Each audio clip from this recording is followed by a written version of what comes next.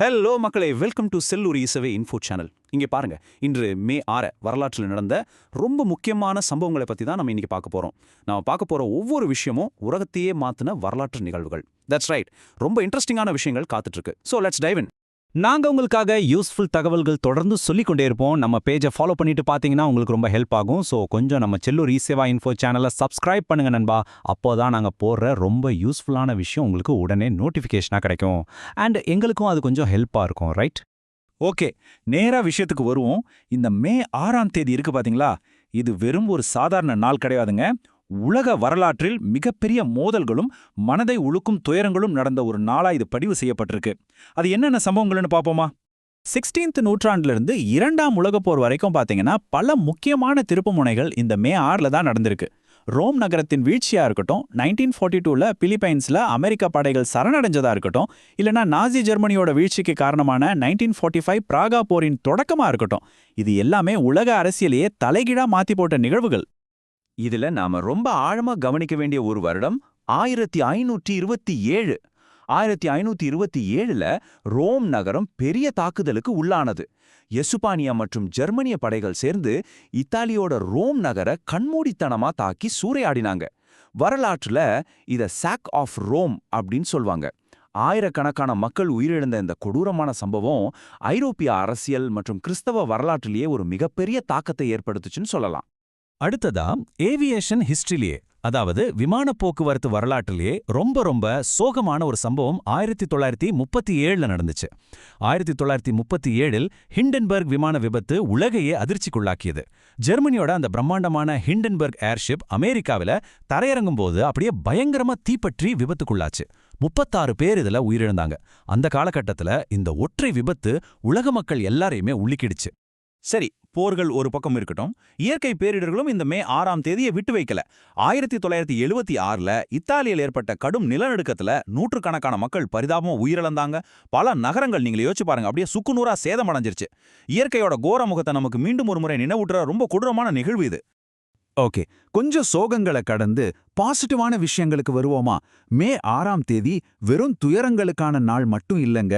உலகத்தையே வியக்க வச்ச பிரம்மாண்டமான கட்டிடக்கலை அதிசயங்களுக்கும் மனித குலத்தையே மாத்தின கண்டுபிடிப்புகளுக்கும் சொந்தமான நாளா இருந்திருக்கு.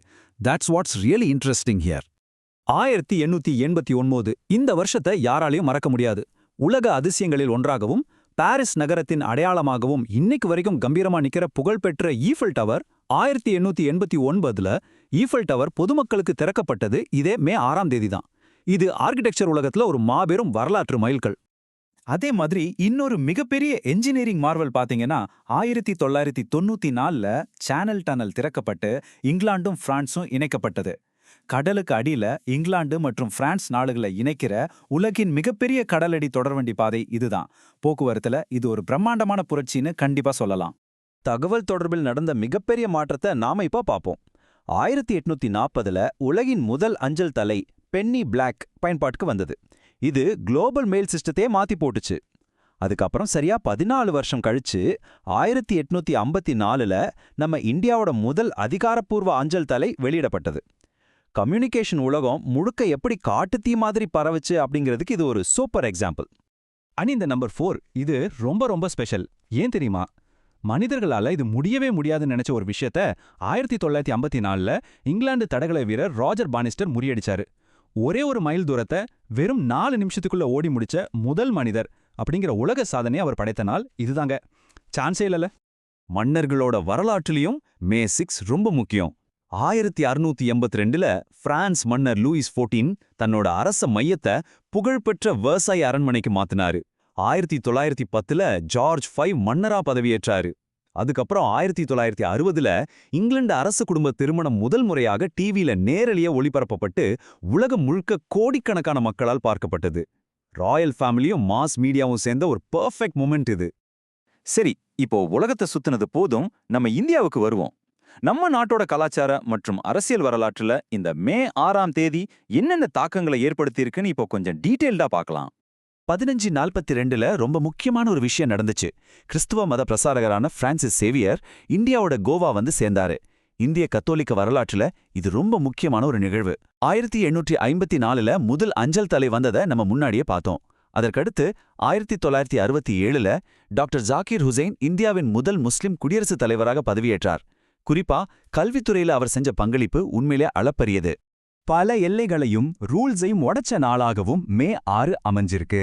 1882ல சீன தொழிலாளர்களுக்கு அமெரிக்கா தடை விதிச்சதும், ஆனா பாருங்க 1984 மற்றும் 2001ல போப் 2ஆம் ஜான் பால் அவர்கள் தென்கொரியாவுல 103 பேரை புனிதர்களாக அறிவிச்சதும், சிரியாவுல ஒரு பள்ளிவாசலுக்குள்ள சென்று பிரார்த்தனை செஞ்சதும் மத நல்லிணக்கத்தோட உச்சம்னே சொல்லலாம். அப்புறம் 2018ல வடகொரியா தன்னோட டைம் ஜோனை, அதாவது நேர மண்டலத்தை தென்கொரியாவோட இணைச்சு உறவுகளை மேம்படுத்தியதும் இதே மே 6ல தான்.